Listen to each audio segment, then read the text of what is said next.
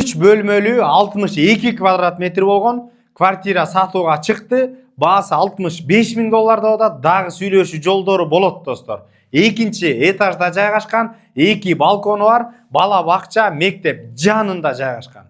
Үйгө баруу үчүн Ново Павловка достор. Киркомдон өткөндөн кийин эле мына бильярд деп жазылып жүрөт. Кичи маркет, ар жагында Азия, ошондой эле бала бакча, мектептер түбүндө ар жагында жайгашкан. Деповская 78Б үй дарегинде жайгашкан. Биринчи повороттон солго жана оңго бурулгандай.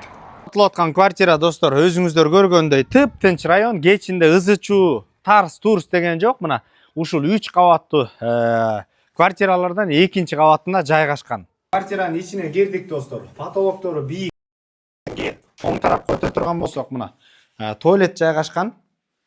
Оң тарапка кире турган болсок, кухня, мына кухня мебелдердин баары бар. Терезелери пластиковый.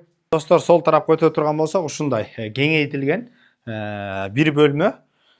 Бөлмө достой. Мына бул оң тарапка өтө турган болсок, бул жерде душ орун алган, отдельный туалети менен 2 балкон. Мына оң тарапка өтө турган болсок, дагы бир бөлмөсү.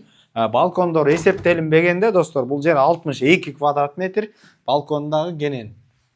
Ошондой эле түз өтүп кете турган болсок, бул жерде конок бөлмөсү, мына зал достор. Зал деле кенен экен. Бул жерде кеңейтип алсаңыздар болот. Мына пластиковый терезелер коюлган, кенен болуп, ар жагы дагы 105 15 68 46 номерлерине түздөн түз өз ээлери менен байланышасыздар. Базар жок элдер доллар каналдарына катталып достор.